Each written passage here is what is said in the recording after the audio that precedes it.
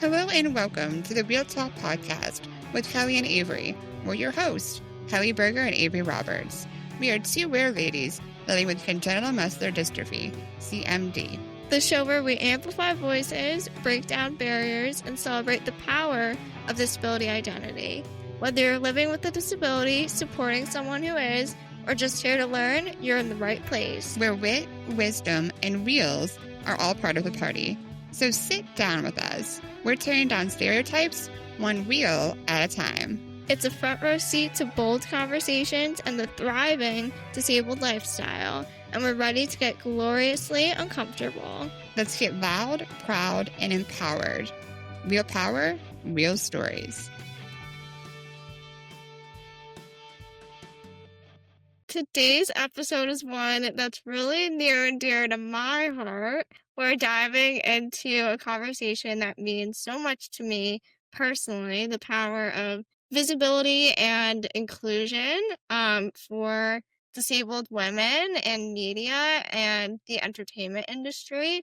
We're celebrating International Women's Day with two incredible guests who are redefining representation and breaking barriers. They never fail to amaze me.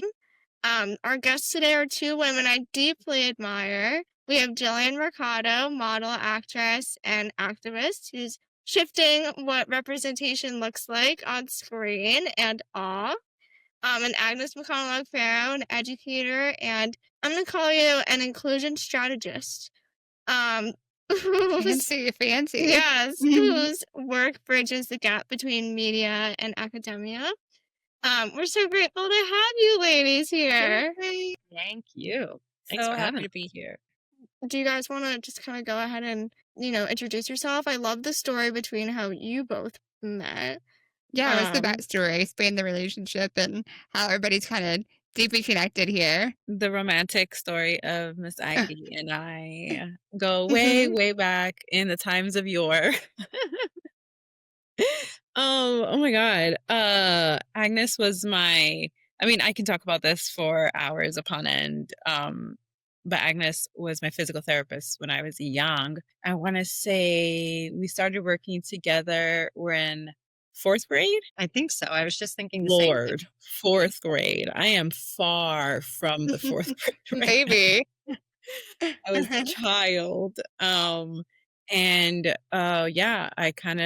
We kind of carried on our sessions up until I believe senior year. We tried it in high school because I left the building that she was working at and that I attended. But the high school that I went to wasn't too far away, so we really, really genuinely thought we were gonna really make it work.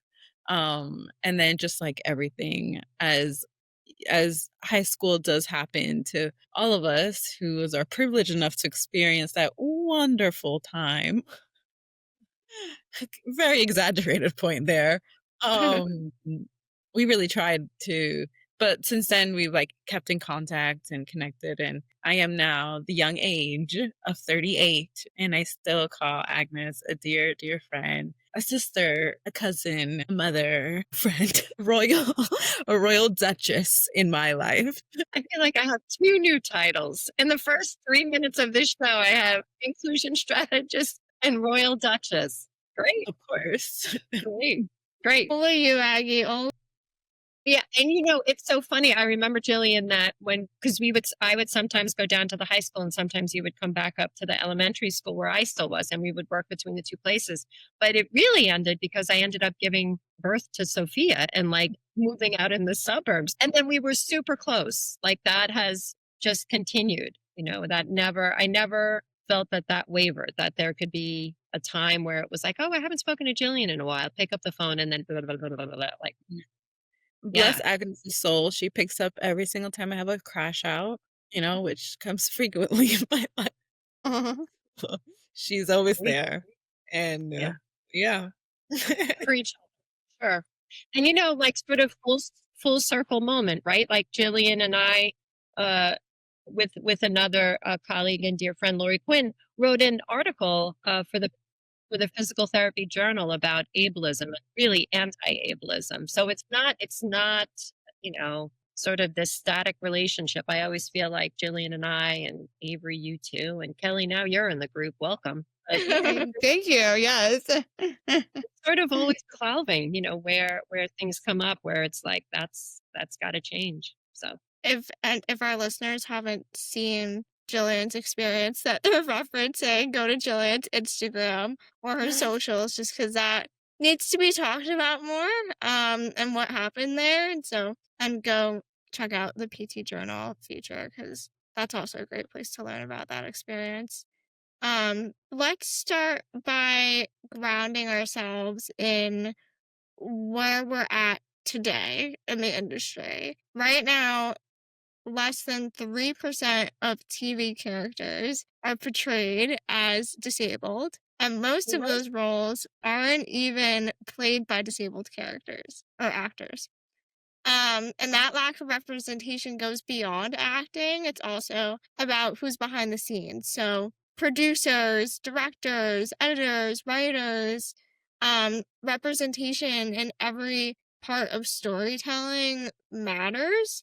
So Jillian, when did you first notice yourself represented or realize that you weren't being represented in media? I think for me, honestly, it goes way before I even entered the world of entertainment. I think it definitely took shape when I was probably in high school and noticing that all of the things that I loved, whether it was music, whether it was hoarding, and I say that because my mom definitely told me that I was a hoarder of magazines. All the magazines that I could say I was a collector. I was It's a collecting better word. Yes. magazines. Um, um, I guess subliminally trying to relate to the people that I was reading, or relate to the fashion that I was seeing, or the music that I was hearing, and slowly noticed that, from where the school that I used to attend, there were other people who had either invisible or physical disabilities that I know wanted to be in the entertainment world, or in the music world, or in whatever world. But yeah, I wasn't seeing this being portrayed in any form of representation, where the masses would see, and thus having ableist thoughts when people would see me in random places, like as random as a zoo, as random as, like, any fast food place or supermarket. I don't know. It, like, really mundane, normal things. I would always clock that people would be amazed that, like, I was there. That my existence was this, like, really weird zoo situation where I was the one captive and people were observing me in the real world. Um, and that goes all the way back to representation. And if you don't see something, in your screen, now that's how we know what exists in the world, is either through our phones or through TV, or, even back then, more now through the radio, through newspaper, through literally any sort of form of media. That's how you would know, how diverse the world actually is. Yet our community, the disabled one at least, was always extremely underrepresented. And if it was very much of eliminate these groups of people. Whether it's like they don't deserve to be here, they don't deserve the rights that we do. It was very much of an other category. And it troubled me when I was younger, only because, like, that was not my reality. Like, I mean, talk about Agnes knows, I was living my best life. I My home was very different from what society would portray me as. So it was very confusing to me. So representation really didn't form itself in the way that I wanted it to form itself until I was much older. Um, and the way that I was able to cope was to remind myself that the people that I do know, like, in front of me, will hopefully be that inspiration for me, sometime down the line. But yeah. it was not really out there. I had to kind of use my imagination um hard. Yeah, you really had to. It was kind of like a realization that you had to create the space that Mhm. wasn't offered to you right off the Mhm. bat. So, Agnes, from your perspective in inclusion, what are some of the biggest gaps you've seen in how media portrays or fails to portray really disability, and not just also in media, like just in society overall in general? I think I'll link to Jillian because she and I would go out for lunch sometimes, and I just remember being in the bubble of the elementary school that we were at. You know, she was not the only wheelchair user. She was not the only one with a visible physical disability. She wasn't, and she was included in everything at that school, except for the occasional field trip at which we rebelled. But I remember, I don't even know if we've ever actually talked about this, but I couldn't understand what people were looking at. I was walking next to her, and I kept looking like, what are they look like? People would sort of stop and look, and we went to, a hot dog stand. We went to a restaurant. And I remember we were struggling to get into the restaurant. Do you remember that, Jillian? Yeah. Um, Yep. It's still and, there. oh, is it really? It's on if I'm not mistaken, on 72nd, right? We should have a reunion there. We should just have a reunion. But we did. We managed to get in, and it was sort of that moment for me, sort of, I'm not a wheelchair user, and I remember thinking to myself, doesn't everybody get it? Doesn't everybody how like it just was that moment of connecting, like, oh, we need to do more. So it was never a matter of let's just stay in the school. It was more a let's go out, and what do you need to know, and what do you need to do if you're going to go to the hot dog stand by yourself, and how are you going to order that hot dog, and I think it started there, and I think it's just continued. And obviously, Avery, you and I have, some very unique experiences with this. I remember, I teach at Stony Brook University, and I remember a student, after I gave a lecture one day, the student came up and said, did you happen to see the commercial? And I said, what commercial? And they said, oh, there was a child, and they had something. I don't know exactly what it's called. We hadn't talked about it yet, but it was trisomy 21, aka Down syndrome. And the student was so excited to say they were making it so that the child who had autism was a model. It was like sort of, up on something. And I don't remember what they were selling, but like Pampers or something. And how excited the student was, sort of that glass barrier was breaking, that this was something where it was becoming, more inclusive. And I thought to myself, gosh, it takes like the littlest thing, right?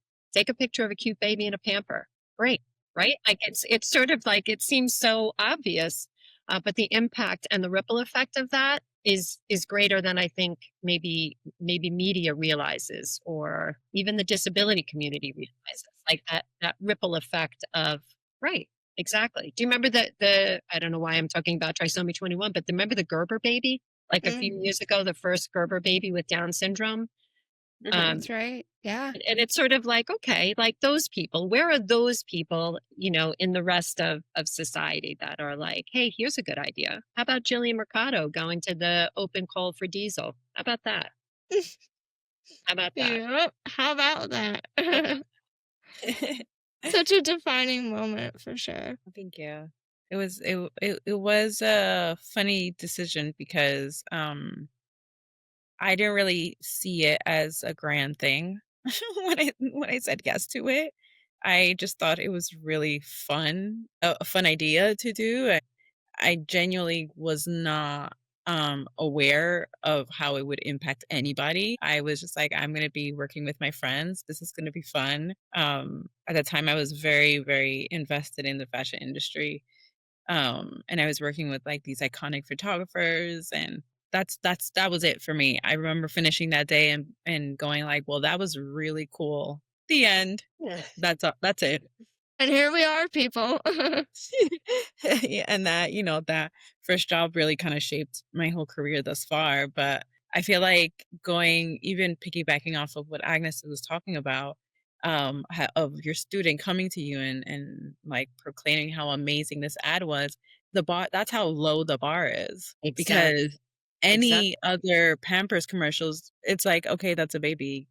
Good. That's great for the baby and their family who's going to get paid for this commercial. But because the bar is so low on disability or representation for that matter, things like that do stand out in the media where you wouldn't look at it twice if it was anything else, you know?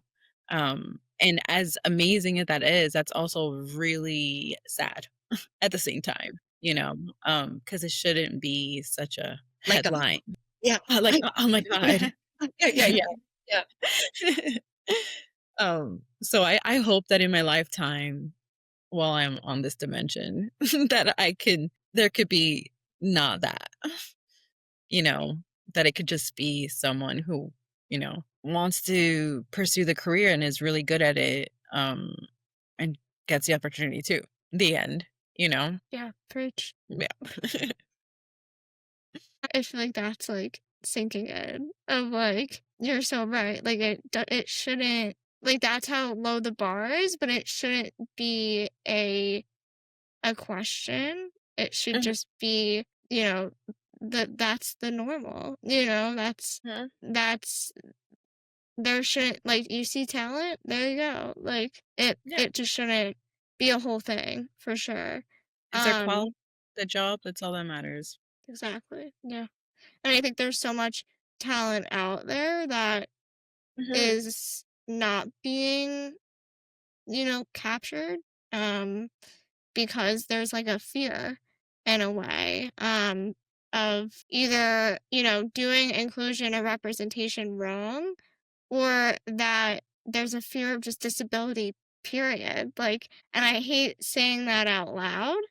Um but I think it's also like budgeting. I think a lot of people think that it takes a lot of budget and a lot of money to like have access or accessibility, and so to them it feels more like a burden, um which is horrible. Like just the high profile experiences, I feel like although people would think that those are the most accommodating, those are actually the ones that need the most education, even though they're the ones that probably have the most money.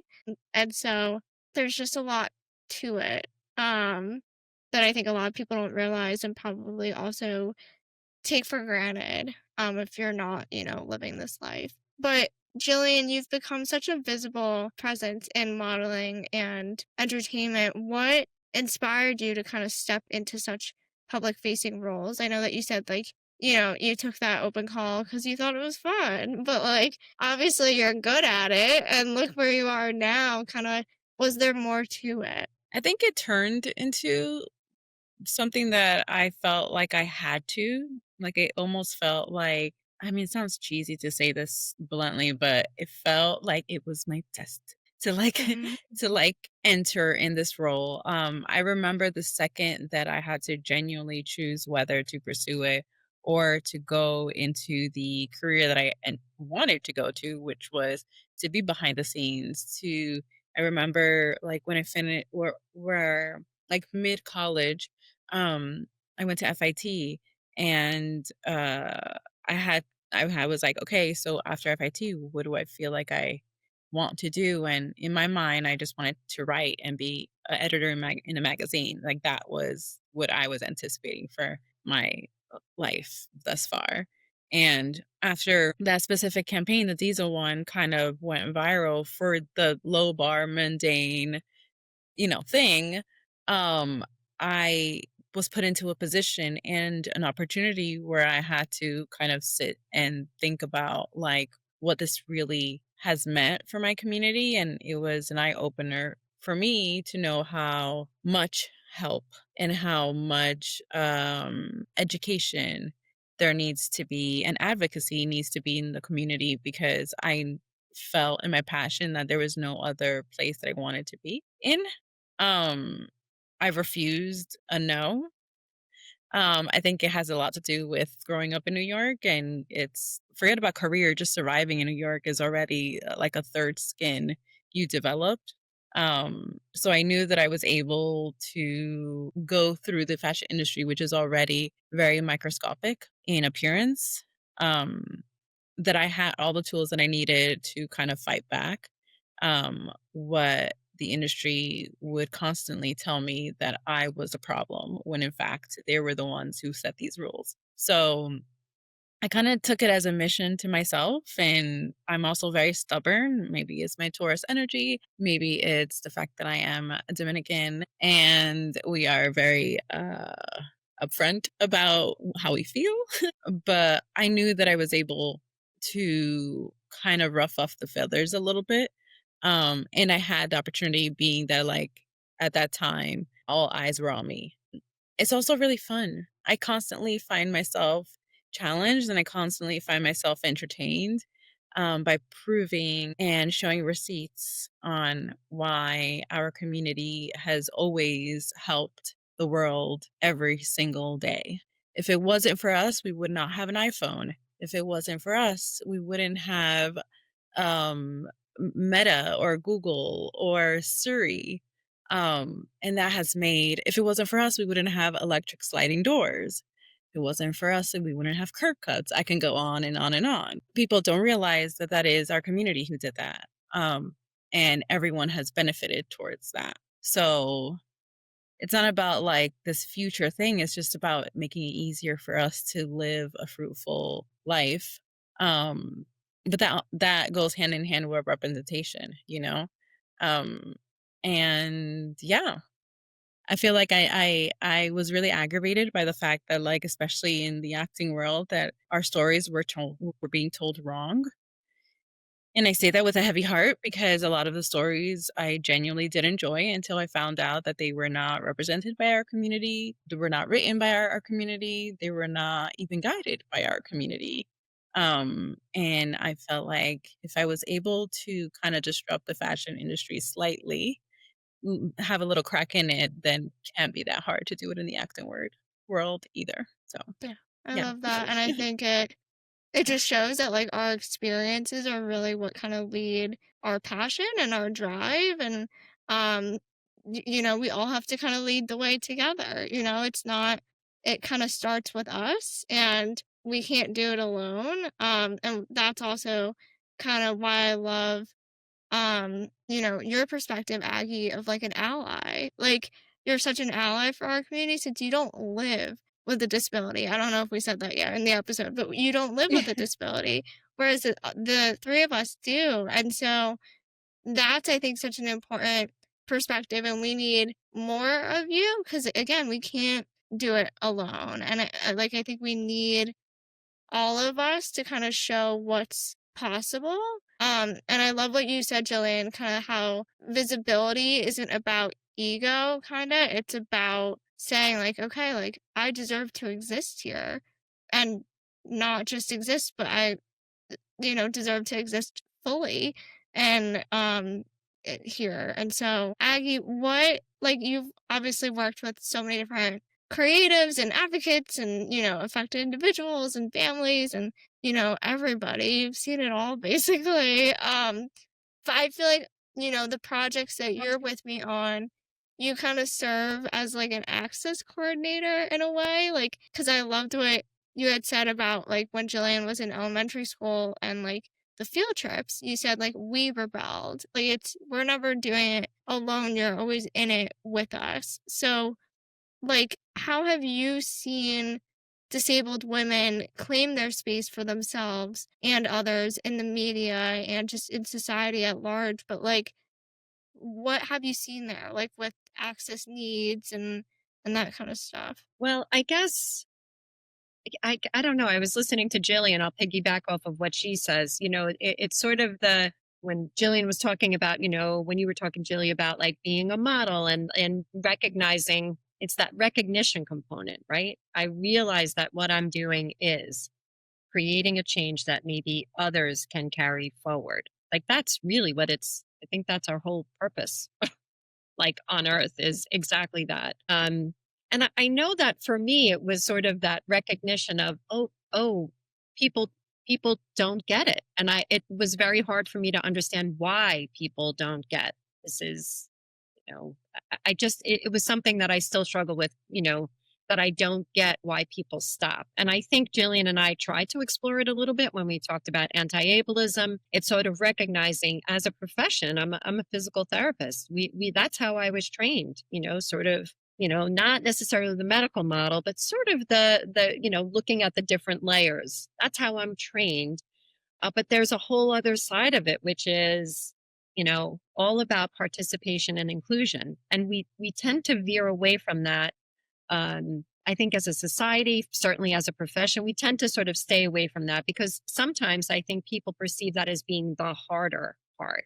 How do we get through that barrier? How do we get, and I do think that it's something that is an absolute gift in my life, is that I have been with people who are willing to collaborate together and say, okay, well, this is the barrier and this is how we sort of circumnavigate around it. Or what are our options to get around it? When Jillian was talking in school about going to FIT, I remember having a conversation with the occupational therapist and just, sort of in FIT, of course, I'm picturing people making costumes like Project Runway, like how is this like, and it was sort of that, no, like, we'll send her with like, scissors, adapted scissors. Like in my mind, I was going through the Rolodex of like all of those things that she would need, trying to preempt it. And I think that's the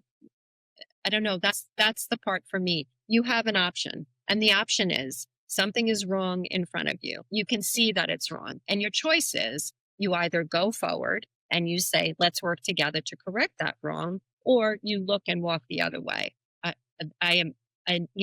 I'm going through some stuff of my parents, and there's these old pictures, right? And so anybody who's had to do this knows they're not only old pictures, they're old pictures of people you never know, right?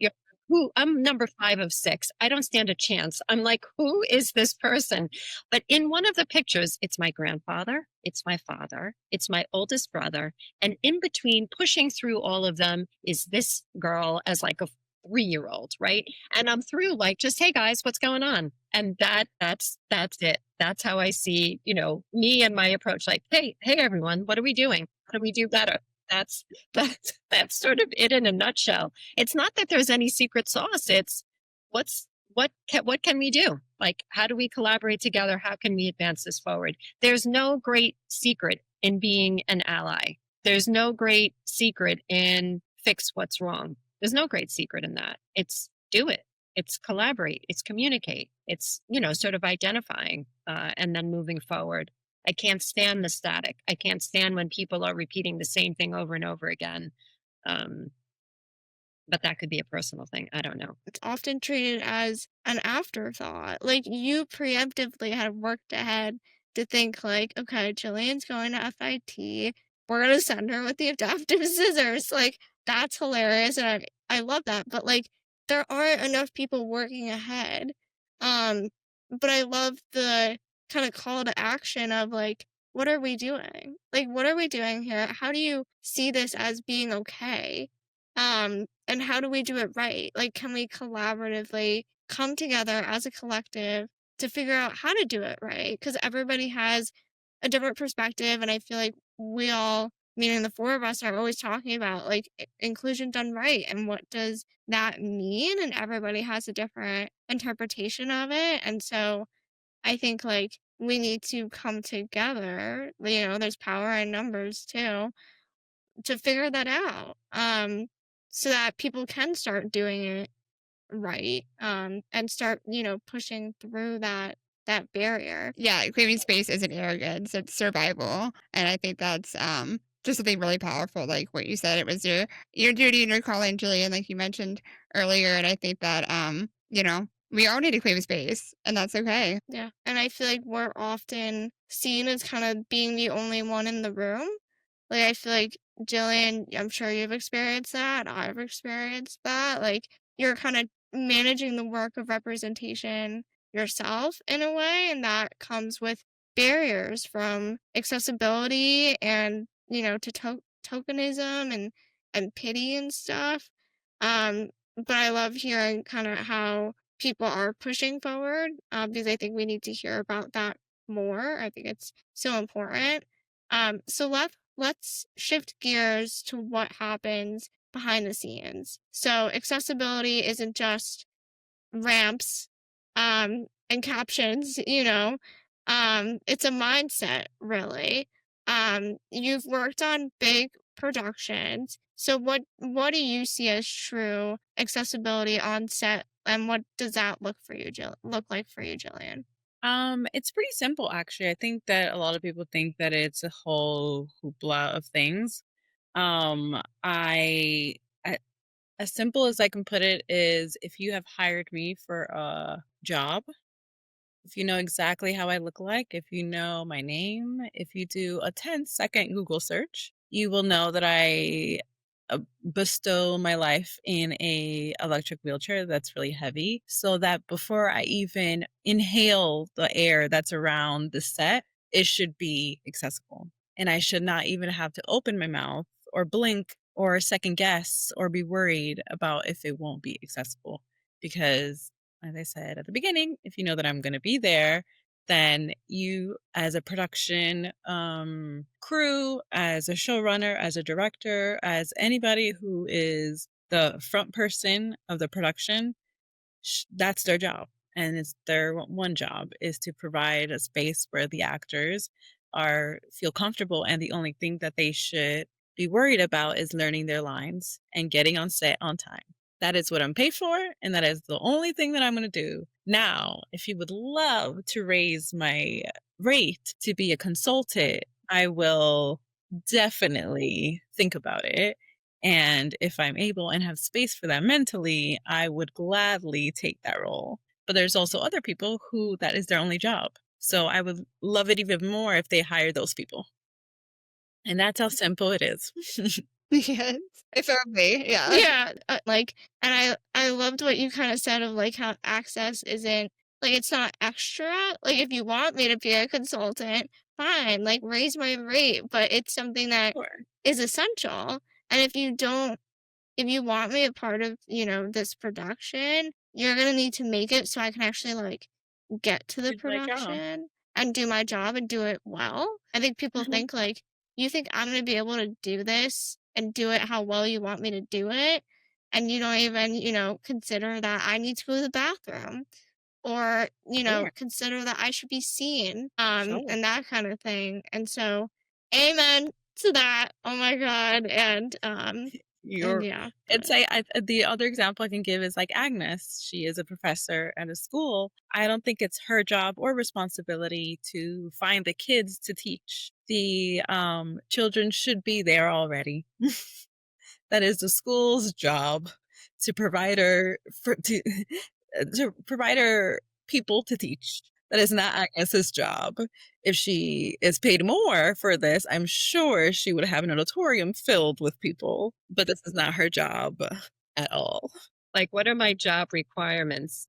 It's interesting too, because I keep thinking to myself, like what your needs are may be different than another person with a disability on set. So really Totally. having that point person, not like Communication, yeah. I have to communicate with that person that's coming on Yeah. set. Listen, these are the things that we've done to preempt, and make sure that it's wheelchair accessible. These are the things that we've done to preempt and make sure that there are sensory modulation, Sure. techniques or adaptations, right? Like I think that's super important to recognize because as you were talking, that's what I was thinking. Well, who's the person? Who's the person? Who is that person on Yeah. set? And it's the production person or the director It's like or. it's like an intimacy coordinator when you have scenes with like that are intimate, Right. at the moment right now, thank goodness, because we fought for that.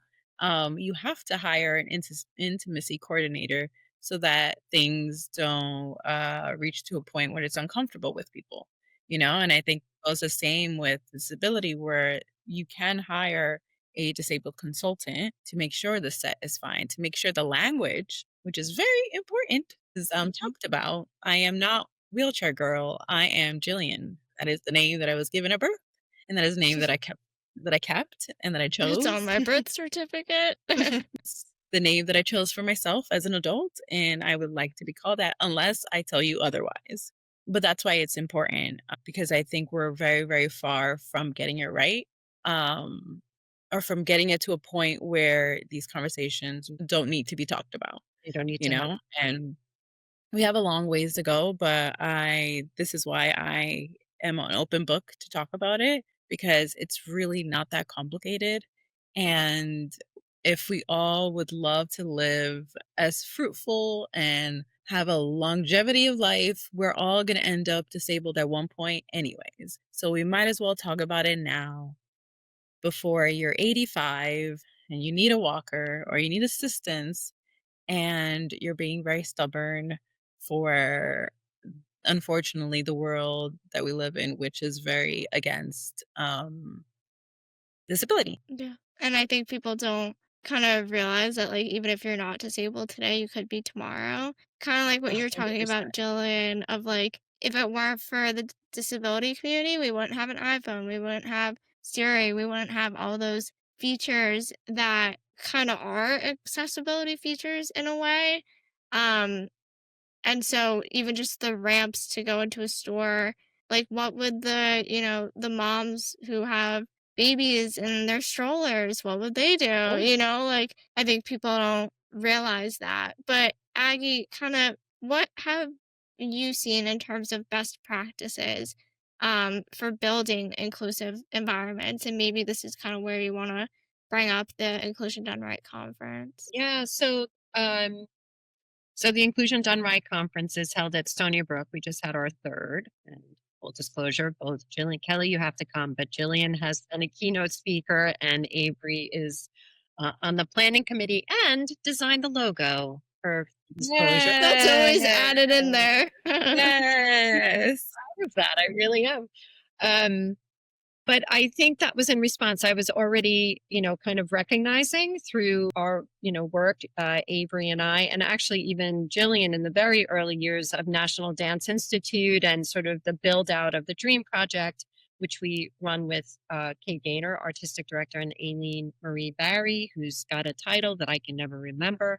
But really, it was sort of that build out for those experiences. You said it earlier, Avery, right? Like those experiences that kind of guide you to these different places in your life.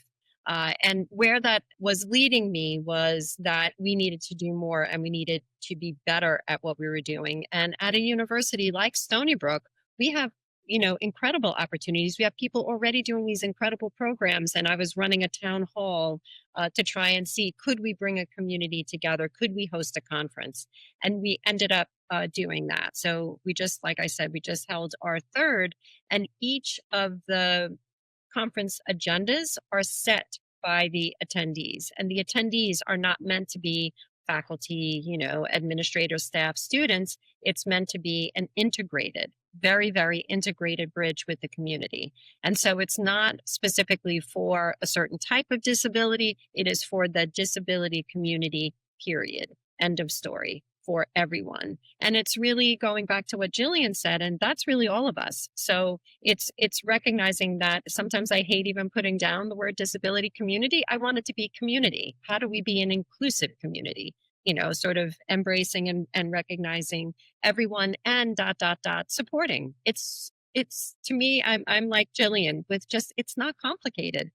And I don't know why we tend to shift to making it more complicated. So incredibly grateful and humbled by the support for the conference. And so, the agenda items, we've pivoted. It was really supposed to be focused on childhood, onset disability, and supporting participation in recreation and leisure, which is an absolute abyss. It's an abyss. I mean, it's sort of, the older you get, and maybe the more on-site support you need for modifications, be it, behavior, physical, social, emotional, whatever it might be, they really drop off. And so I kept reading this, and it was the same thing. I'm not talking about the same thing, in 2 or 3 articles. I'm talking about 2 or 3 decades of saying the same barriers.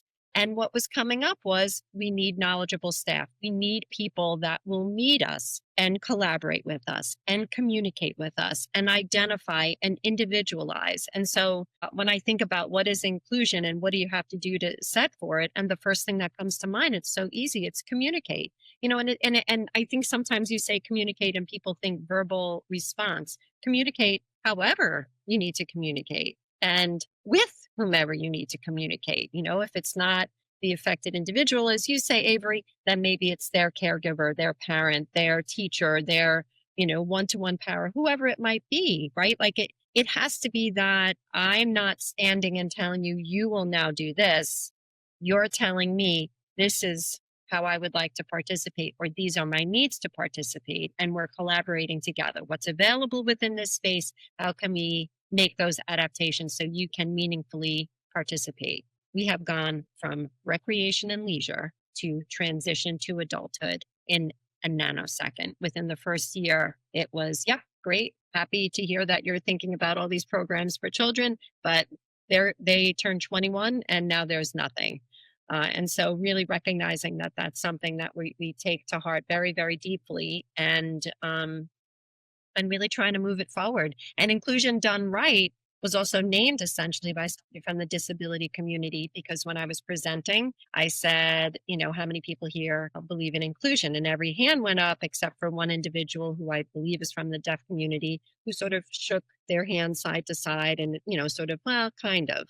And essentially, I paraphrase at this point, but it was, if it's done right, that you're not just checking a box, that you're not just saying, yes, we have an inclusive program, and the individual arrives and there is nothing inclusive about the environment, nothing inclusive about the people that are there, their attitudes, their perceptions of perhaps, they lean more towards an ableist viewpoint. So what is inclusion? It's communication. It's learn, and then learn some more, and then check in. How is it going? What do we need to change? It's the mantra that should be in your head. Good. It's going good. What else can we do? Where can we go next? Right? It's not static. It is not static. Yeah. It's an ongoing communication, like an ongoing conversation for sure. And just to kind of put some context around that town hall happened the day after Aggie and I had an experience in the industry, and we won't go into it, but anybody who wants to reach out to me, I'd be happy to share it with you. Wasn't a great one, and so it was very timely that the town hall came after the day after, and oh my god, I'll never forget it.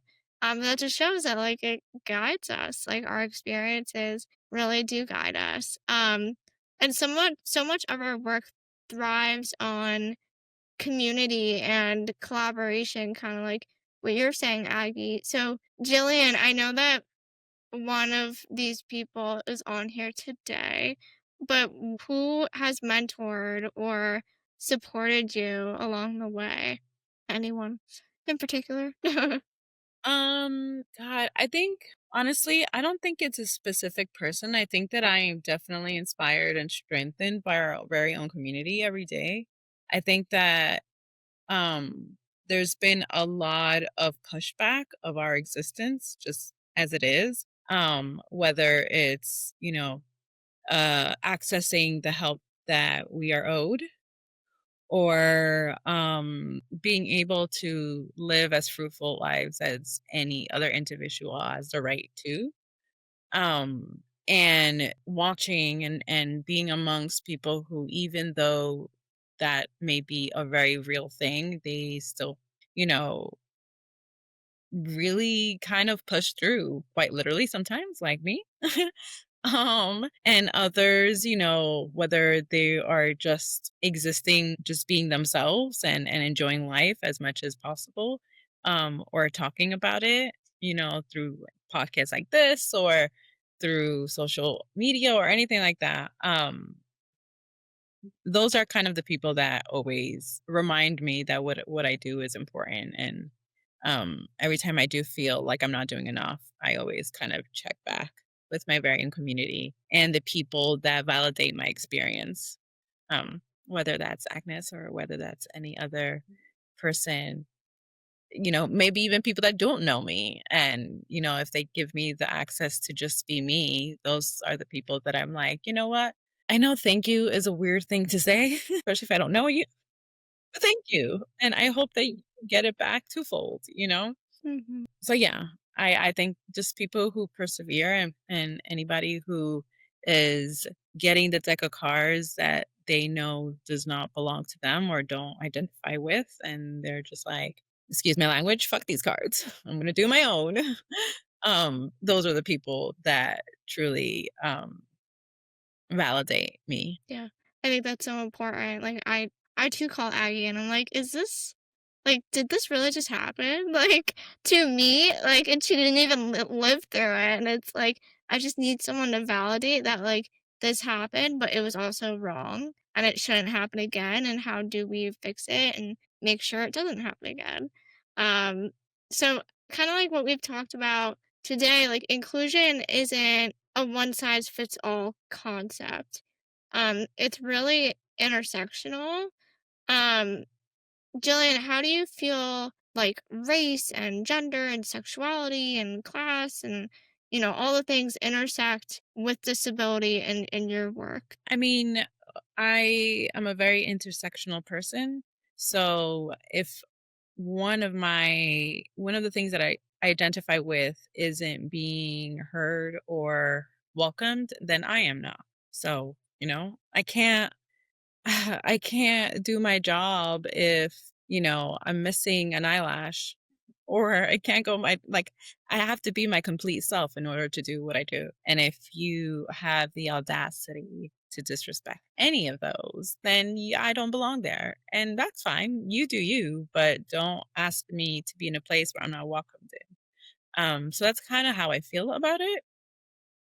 I do my best to not come in hot and heavy. I do my best to be empathetic, and maybe this person may not have the wherewithal to understand that that is important to be yourself fully in places and in anything, to be honest. And I am more than glad to have a conversation about it if the person is willing to take accountability of the ignorance that they might have. And if they're willing to learn about it, then I'm here for that, because we're all ignorant of something. I don't know everything. I don't want to know anything either, like too much anyways, but I love learning, and I love when people tell me, Jillian, what you said, it does not help my community. And then I have to sit back and say, I'm sorry, and how can I best serve your community? And then learn from that and do my best to not do it again. But I really grinds my gears, I would say, if you are knowledgeable of something that is harming one of my communities and consciously do it again. That's where I have a problem. So yeah, I feel like it's because I have so many, sometimes it does get tough, and sometimes I do have to put like 20,000 seatbelts on. But I do have to remember that it does make, me, it does make who I am. And that's something that I'm not willing to negotiate or, sell. Yeah, I love that. Let's shout out some wins. Agnes, do you feel like there is a film or a show or a creator you think is really getting disability representation right? Or even like, Other than me, obviously. yeah, yeah, Other than me. Okay, Queen. yeah, I love it. And then I want to hear from you guys, Kelly and Jillian, kind of what you think too. But Aggie, even if it's not even just like a film or a show, like even something you're seeing in the community that's being done right, even like a collaboration or something, Yeah. even the conference.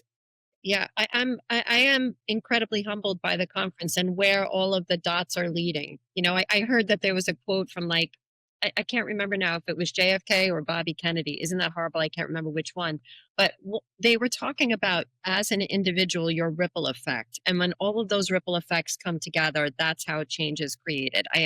That is incredibly paraphrased, but it was really sort of the individual, right? And sort of, going forward. But to specific, so that's sort of the conference perspective, that's how I feel, that it's not about one person. It's not about a specific keynote. It's about everybody coming together and learning to advance forward. That we're not staying static. We're advancing forward, and we're a community. And I think that's been incredibly powerful. My mind, of course, went instantly to Jillian and to yourself, Avery, and Kelly. Like, I think it's just, the done right is not something where it's ego serving, and none of you do that. When you listen to Jillian talk, she's not talking about herself. She's sharing her experiences, but she's talking about her community. And I think that's incredible. And then I guess I just have to give a special shout out, right? Like Dream has just been that. The National Dance Institute Dream Project has been just that. And so collaborating not only with Kay, with the musicians, with the other teaching artists, but also with the children and families has been nothing short of like the best gift that I can think of. It really has been incredible. And then to keep sharing that with the physical therapy students and widening our, approach and trainings and things like that. That's been great. So special shout out to everybody there. And I sure do love watching Jerron Herman dance. I will. Oh, preach. I mean, I am very outspoken about the disabled actors or creators on my social media. I am very more I give more credit to my besties, obviously, but off the top of my head, there is a actress and creator named Lauren Spencer. And she was in a great TV show called Sex Lives of College Girls, something like that, I think, on HBO. Um, she's fantastic, and she also is very much like myself an advocate to the spaces that I think a lot of people don't understand that we could be there, like at the Oscars or you know those kind of prestigious kind of places. And there's also Marissa Bode, who is on Wicked at the moment doing her part 2 press tour. She is someone who I am so thankful and grateful to call a friend. And she also is very outspoken about what she believes in. She's very outspoken of where she stands politically, and she's also very open on her intersections as well on social media out loud for everyone to hear. And if you have a problem with that, well then go talk to her chef and her career in acting. And I'm pretty sure a lot of people would shut up.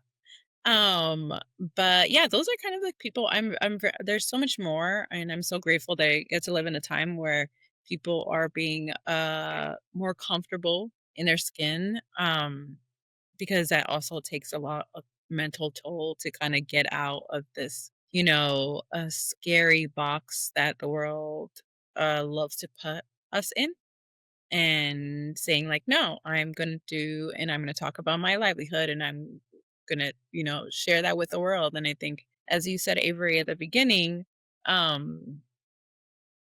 I think that we do definitely always think that we are the only ones doing what we're doing until we find our community and see how big we are. The statistic is like 1 out of 3 people or 1 out of 4 people. I can't remember. That's a lot of people. So I feel like, thankfully, the one good thing about social media is that we can quickly find our community out there and relate to them and feel less alone in this world. But if anybody who's hearing this wants to follow any of the people that I follow or share on social media, please do. Because we're out here. Yeah. And here to share, we're not here Yep. to No gatekeep gatekeep. anything or No, stuff do like not that. gatekeep. And so we'll No. definitely link Lola and Marissa's handles and info in the show notes so that people can go check it out and stuff. I love them too. Kelly, what are your thoughts here? I think for me, it was more like advertisements. So like, I think Target was like the first one that I ever saw like a wheelchair user in their like weekly ad, and I was just so like, finally, like it just took that long to see myself represented in that way. I think that was pretty much a shift for me, and I think Ulta too had like a disabled woman applying makeup, and that I had not seen that before. So that for me was like, wow, there is someone else like there out there like me. So that was pretty monumental for me. So Yeah. yeah, It's that's what I so would say. it's so energizing to see that change happening, although it's slow and whatever. Yeah, it took a long time, like way Yeah. later than it should have been, but yeah, it's out there, and hopefully it's more of a ripple effect that keeps happening. Yeah, it's happening for sure. Kelly, you want to do the grand Yeah, finale? so we always end with our guests and talk about what's their real power moment. So Sure. what kind of moment in your life is something that kind of shifted for you or empowered you that really was influential in your life? So um, either of you, what's your real power moment? Or you can also like dream up any project, any Yeah, collaboration. Yeah. manifest any future somethings if that's something that you want to speak out to. Other than going back in time and wanting to buy tickets to Agnes's show at the Rockettes. Oh, preach. Other She than hates that, she hates talking about it, and I'm like, why do you not talk other about it than more? other than that, 5. That's okay, Jilly. It's big you hair. know, other than that, which, I was not even a particle in existence, would love to go back then and experience. I think for me, it's gonna sound really cheesy, so I apologize in advance, but I think for me was when I realized that there's no one like me in this world, and that is a blessing in itself. And that if I was going to do everything that I love doing, just period, then it's going to be a battle, but that I am ready for that battle. And I think when I made that mindset, or when I understood my worth in this universe and this little glimpse of life that we have, I think that moment kind of shifted for me mentally, and gave me the endless amount of energy that I have now to continue to speak and to continue to represent not only myself, but thousands upon thousands of people who may not have that opportunity or that voice to speak up for themselves. And hopefully, the hope I have is that the little drop that I can put into the ocean to make it better for us can ripple effect and turn into a tsunami, so that everyone can have a sigh of relief that being who they are isn't being ridiculed, politicized, wanting to control, I'll delete us. And then we can just enjoy this magical moment that we have right now. Yeah. Yeah, ride that Preach. wave with you, right? Yeah. Yeah, exactly. So Let's get well on the said. surfboard. Let's get on the wave, yes. I love like the theme of a ripple effect. Like I've never thought about it Yeah, in that way, ripples. but that's such a theme of this episode, which I love. And Kelly, did you know that Aggie was a rocket? She hates talking about it. I did not know I was the presence of a rocket. Yeah. Holy cow. Exactly. That's Me? You guys incredible. think me? You guys think Yeah. I've achieved things? Not even close. Not even close. Yeah. And the Rockets are celebrating 100 years, and they keep showing up on my Instagram, and I keep thinking, why isn't Gonna make an appearance? why isn't Continue Agnes hearing? McConlogue Ferro on that line? Like, Question. Let's Where's the Real Do you award? have the, the do you royal have the outfit still? the royal The Royal Duchess, the 8th Royal to the Duchess. left. and the inclusion strategist. strategist, yeah. Where Exactly. she's here with you, Right. exactly where she wants to be. I've never seen the Rockettes, just because I've never seen Agnes being the Rockettes. And you by lived the in way. New York? Really? Oh, I've Jilly, also when never been to the Empire State Building, but that's something for another day. You heard it here first, folks. this is Wow. not only are you going to go to Radio City, we're going to go together, and then we'll do the backstage Okay.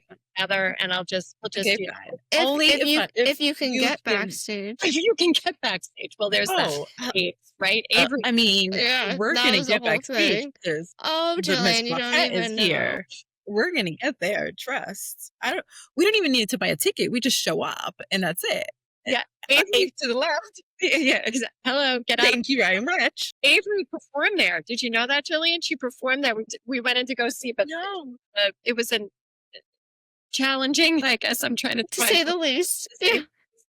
Yeah. To even get backstage. So I would love to hear if you're able to get backstage, because Don't challenge that in and of accepted. itself was a journey. Accepted. And I feel like every time that I would encounter an obstacle while at Radio City, whether it be the rehearsal hall, like the large rehearsal hall, like, do you know what I'm talking about, Aggie? Yeah, Like yeah. the big one? Yep. Or just getting backstage. Like, I wouldn't blame Aggie, but I think in a way I'd text her and be like, did you know about this? Like, did you know that, like, our home? Like, this is what it is? Like, how do we change that? And so it was a little horrifying, to say the least. But Aggie, what would be I your... think they owe you a redo, is what I'm I hearing. do owe you a I redo. I agree. would agree with that, Jillian. I agree. Well, I I think guess Agnes and I can make it happen. well, we rebel together, people. You guys will just direct it, right? I love it. We've had years of practice.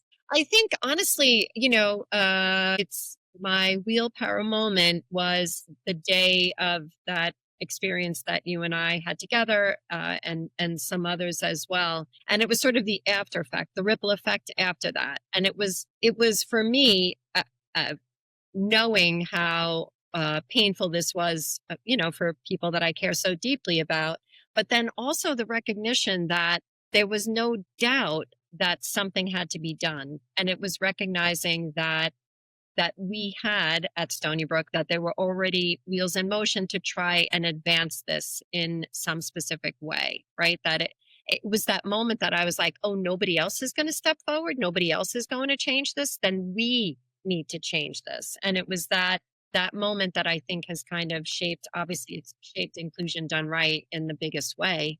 But I hope that anybody that's listening recognizes that they are part of the we, that it's not that, when you're looking around for who's going to step up and make that change, I think especially now more than ever, it's we are the ones that step forward and make that change. It is definitely us as a community, not just the disability community, us as an inclusive community. I'll never forget you calling me the next day, and it was just like, we have to do something. But what that was, it was kind of like, well, we could do this, we could do that. And it kind of turned out where it was like, no, we got to do it all. And we need people to do it with us. And so, I feel like that would be my willpower moment too. Like, just that experience really set it off for a bunch of people. But kind of like you said, it wasn't just you, it was a group kind of collective agreement that like something had to be done after that. So I like love ending on a hopeful note like that. I think the whole episode is so hopeful. And I'm just so grateful, Jillian, Agnes. Thank you both for being here today and for the work you do and for sharing your brilliance and heart with us today. This conversation is such a reminder that visibility and access and empowerment like really aren't optional, and they're the foundation for real change. And you can follow Jillian and Agnes online. I don't know if you guys want to kind of mention where people can follow you and the work that you do, but we'll also link it in the show notes. You can find me in social media. It's just my full name in most platforms, whether that's Instagram, TikTok, Facebook. Yep, that's it. Period. I'm just on LinkedIn, my full name, and then I'm just so 80s former rockette with that. Well, I'm sure they probably have a whole bunch of stuff, but that's all I have. And Inclusion Done Right has its own website, so Inclusion Done Right. You could just look up that. To everyone celebrating International Women's Day, like keep showing up, keep telling your story, sharing it, and keep claiming your space because, we all have power. Access is power, and power looks damn good when it's shared. And kind of like the title of this episode, we are all badasses, really. And so I'm just so grateful to have you guys here, to know you both, because I'm just in awe of everything that you do every single day. So thank you. Thank Well, you. yeah. Thank you. Thanks for having us. Thank you so much for tuning in to this inclusive space where disability radiates and every listen helps amplify disabled voices that deserve to be heard. We're so grateful you're on this journey with us. We share real stories, honest conversations, and expert insights that challenge misconceptions. Because disability doesn't define us. It's just a different way of experiencing the world. Your support keeps this beautifully disabled, slightly chaotic show rolling. You are truly the real MVPs. We have power, real stories.